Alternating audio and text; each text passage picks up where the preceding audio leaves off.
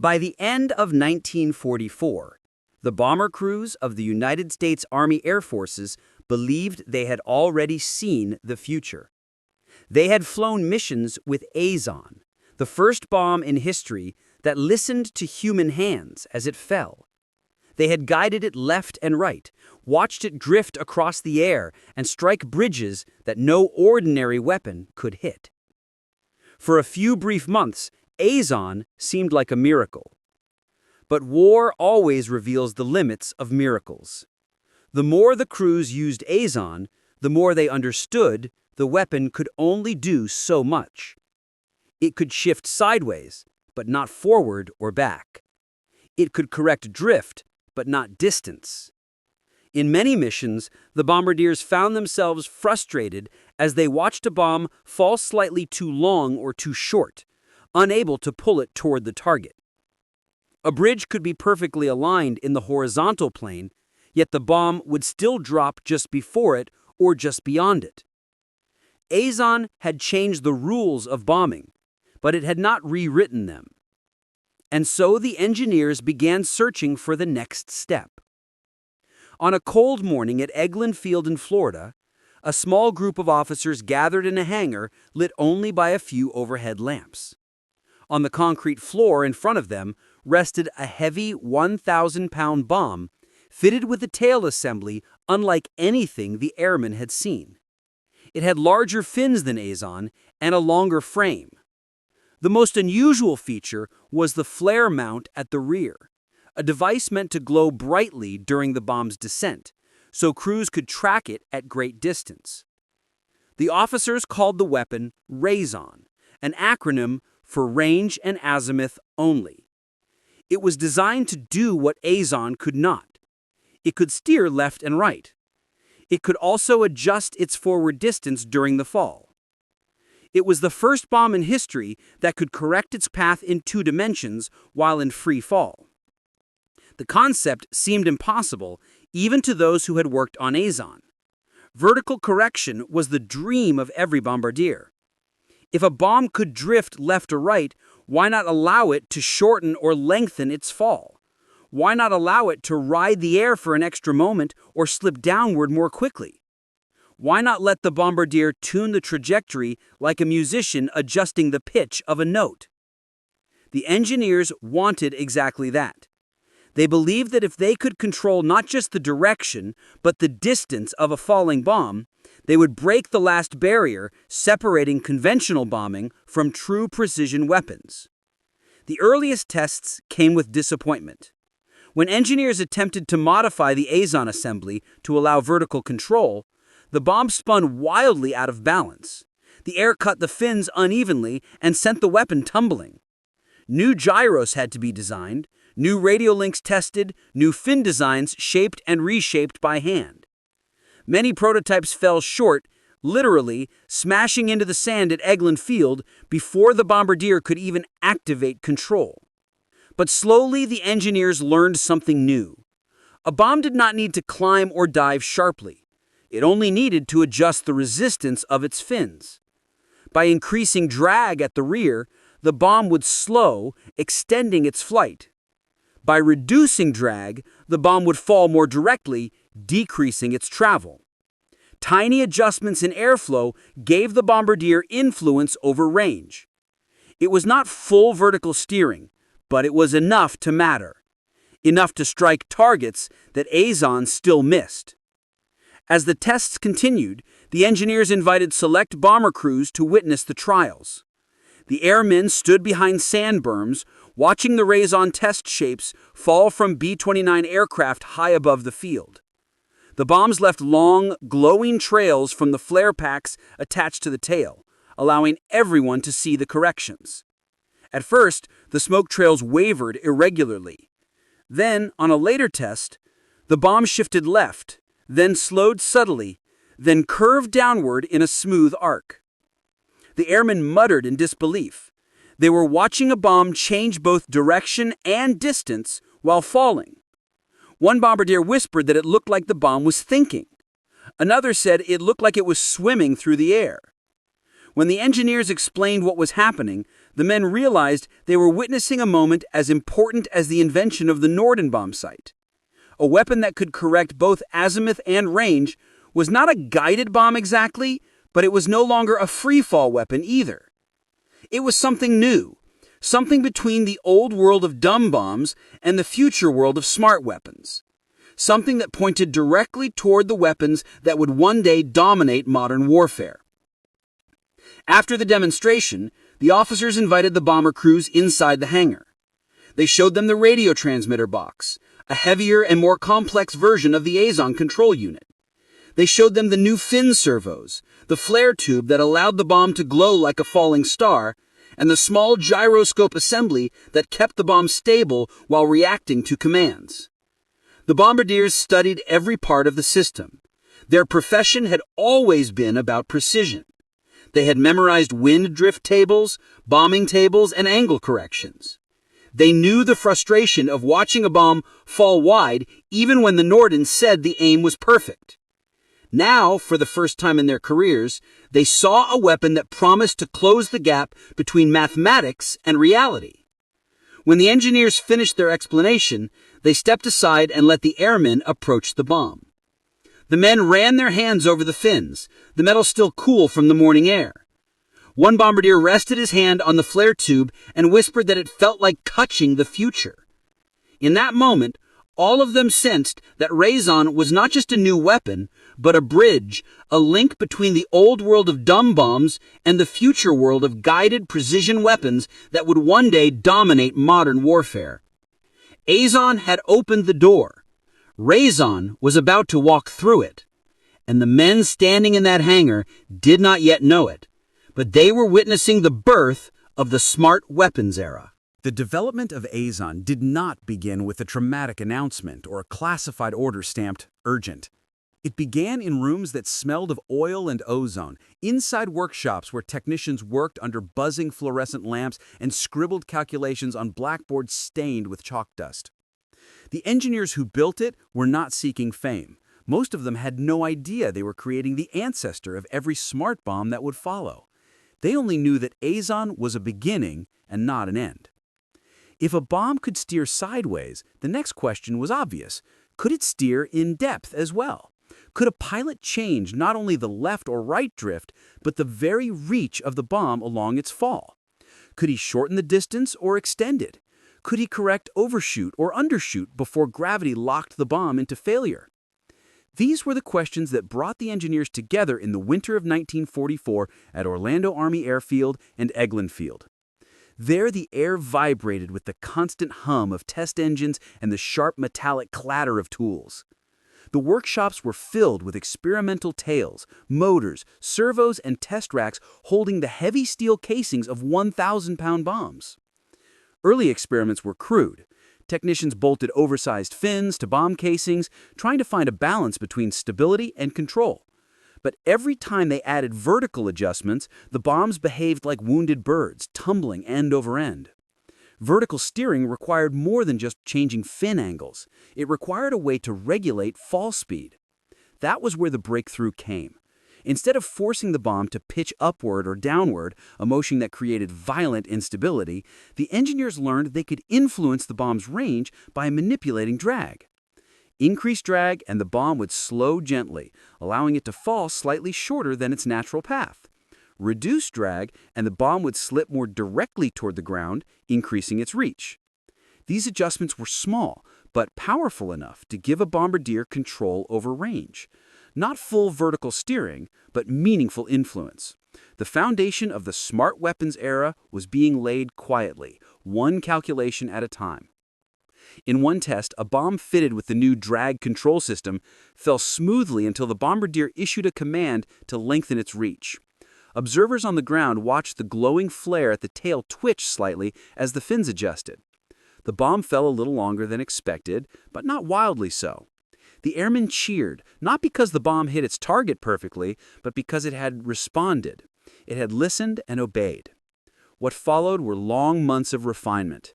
Engineers rebuilt the fin assemblies, forging them from sturdier alloys and reshaping the control surfaces to handle turbulent air at high speeds.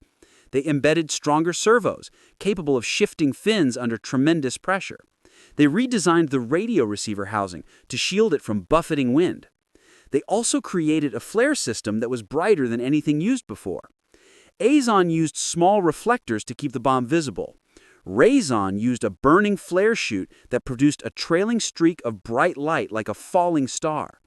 Bombardiers testing the system at Eglin Field described the sight as unforgettable.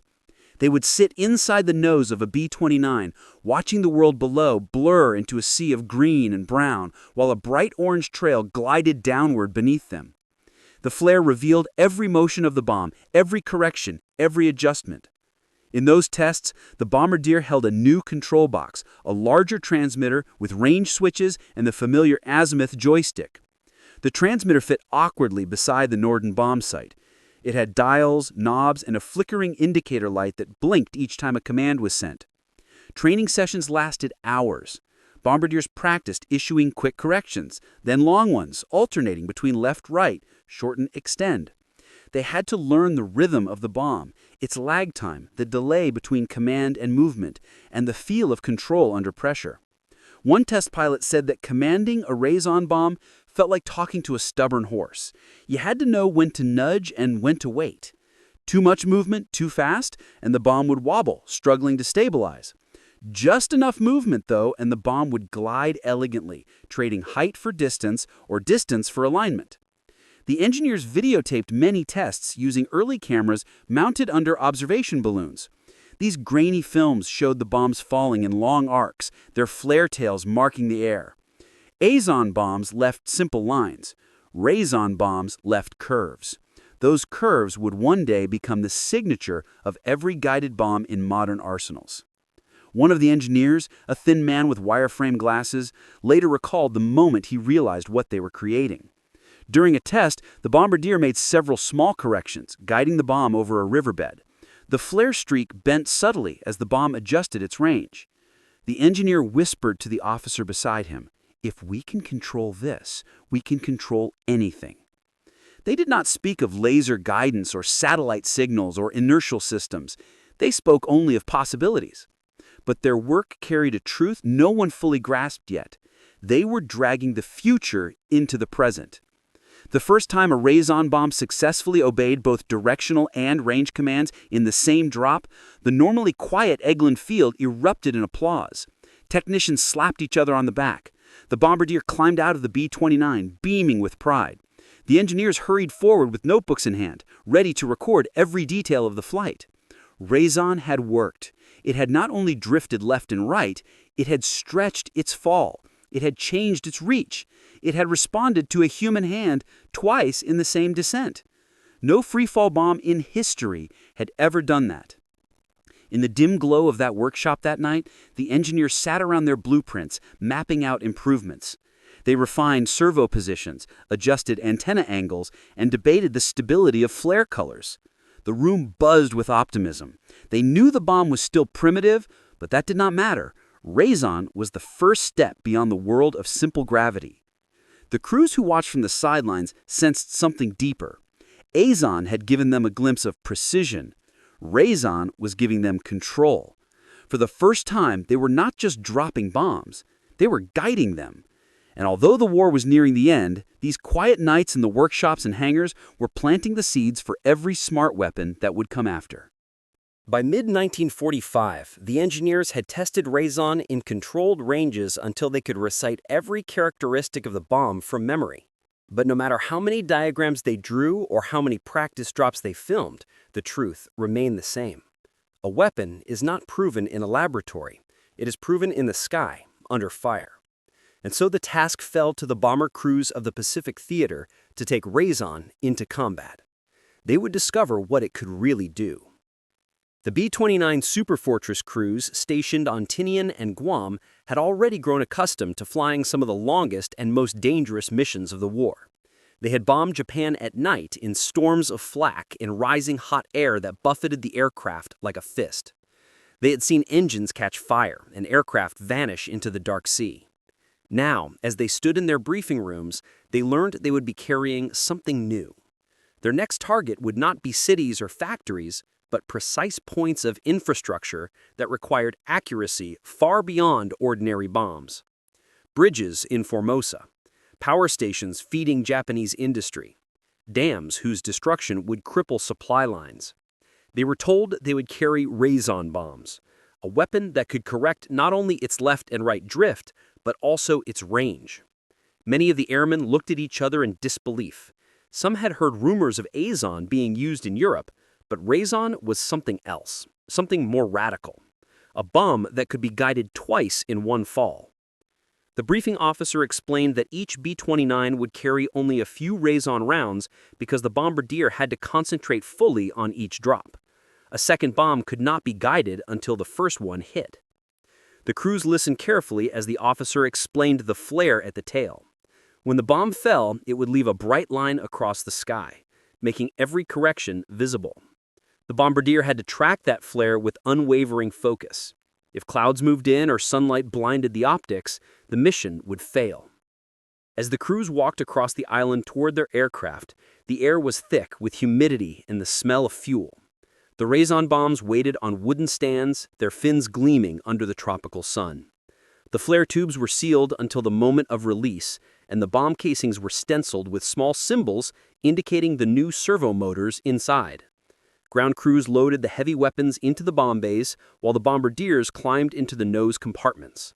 Inside the aircraft, the airmen checked their radios, their oxygen masks, and the control boxes that would let them steer the bombs.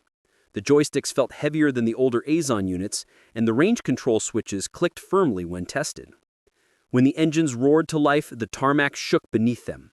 One by one, the B-29s lifted off, climbing into the bright morning sky. Formation flying was not as tight in the Pacific as it had been over Europe. The long distances required looser groupings, so the bombers spread out over the ocean in staggered layers. The radio remained mostly silent, except for altitude checks and weather updates. Hours passed as they crossed endless water. When the coast of Formosa rose ahead, the mood inside each aircraft shifted. Everyone knew the flak here was fierce and well-coordinated. The Japanese defenders had perfected the use of heavy guns along coastal ridges. The B-29s approached at altitude. The coastline flashed below them. Then the sky erupted. Flak burst all around the formation, black spheres ripping through the air.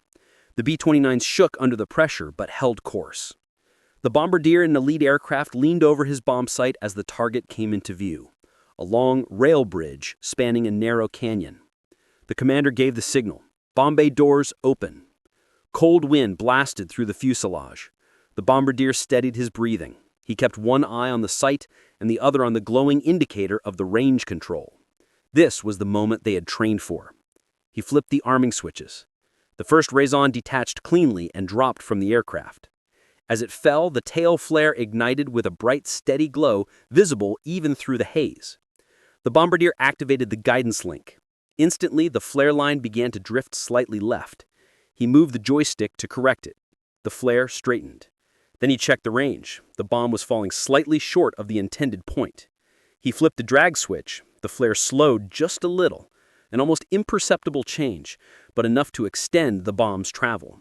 He felt something tighten inside him. The bomb was responding to him in 2 dimensions, not just one. More flak erupted below the aircraft. Bursts shook the air, but the bombardier kept his eyes locked on the falling light. He made a second azimuth correction, then lengthened the range again.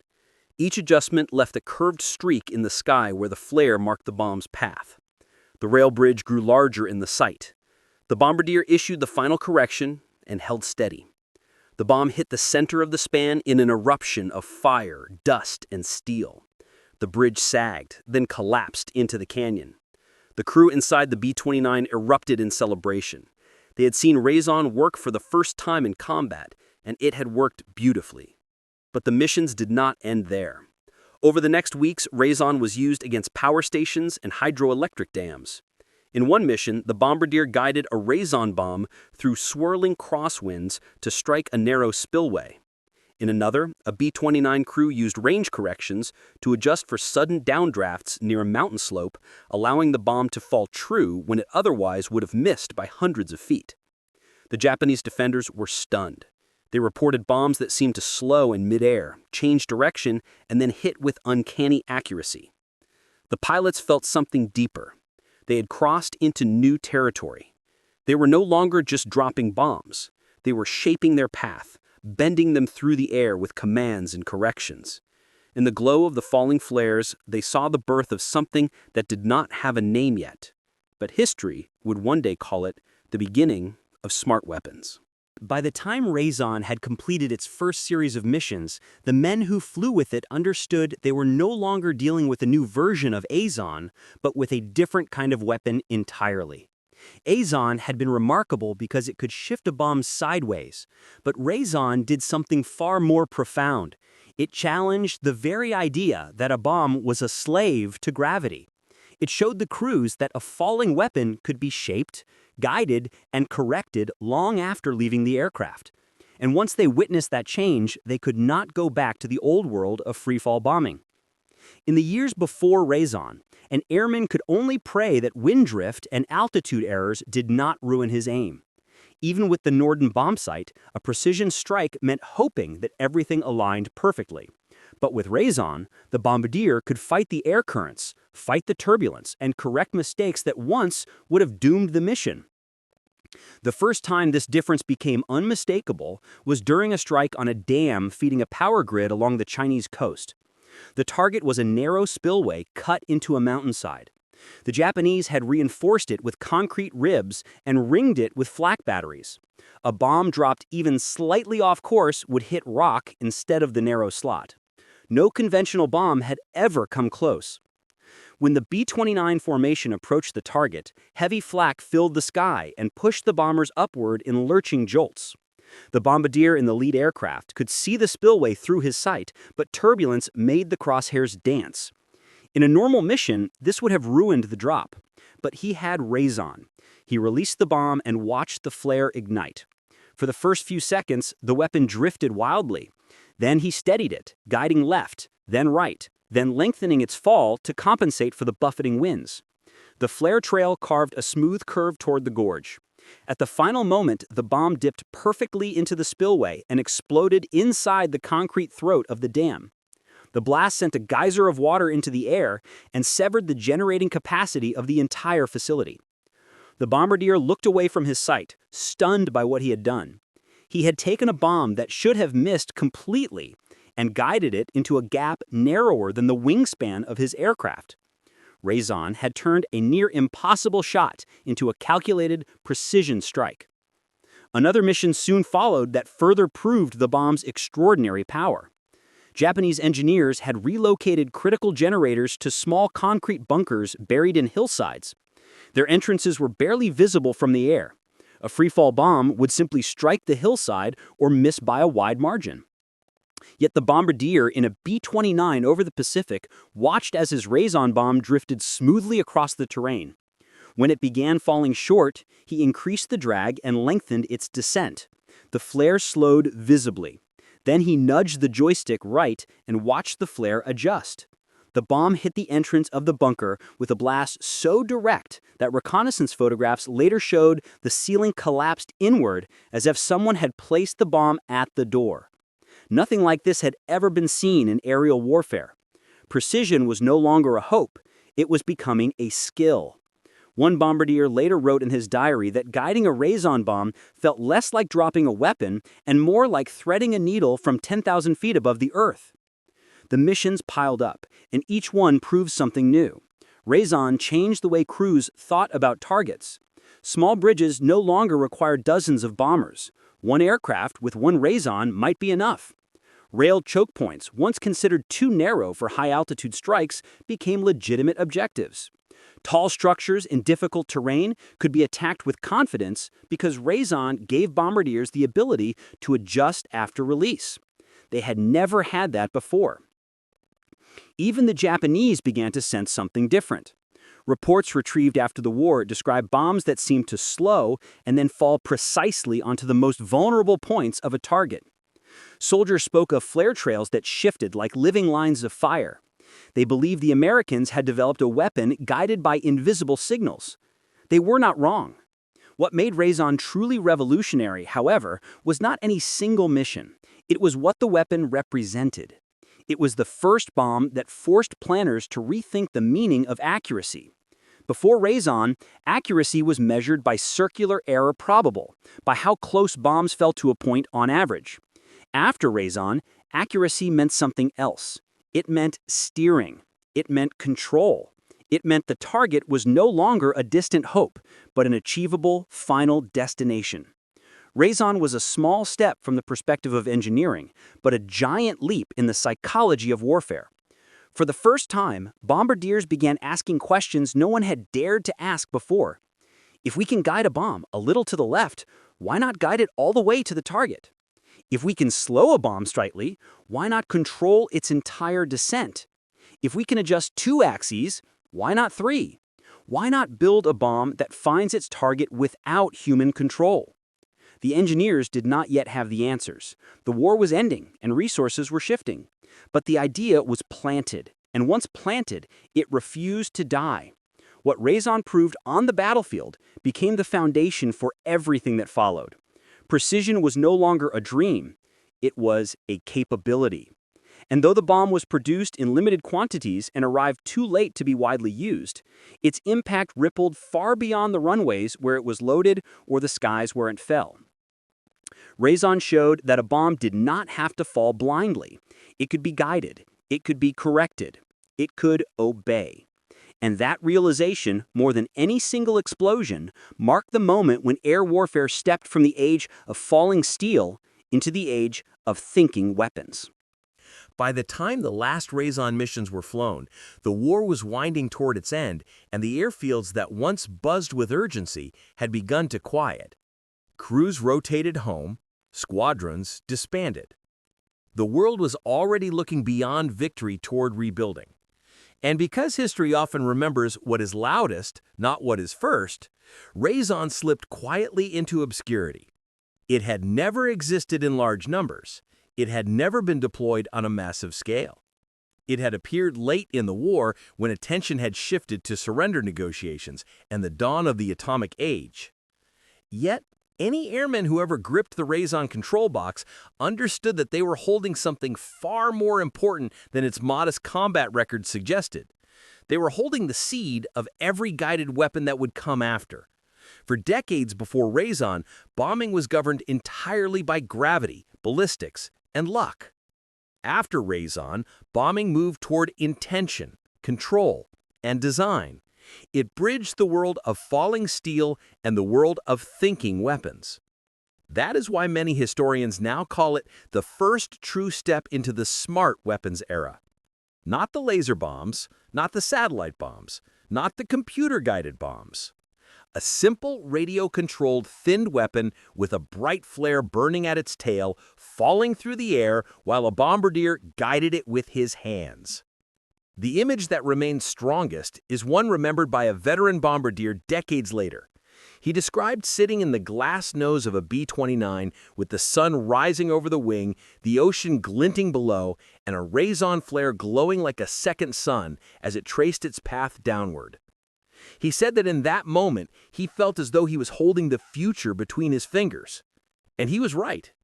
Raison did not end a war, it did not flatten cities or force surrenders, but it changed the sky. It changed the meaning of accuracy. It changed what bombs could do.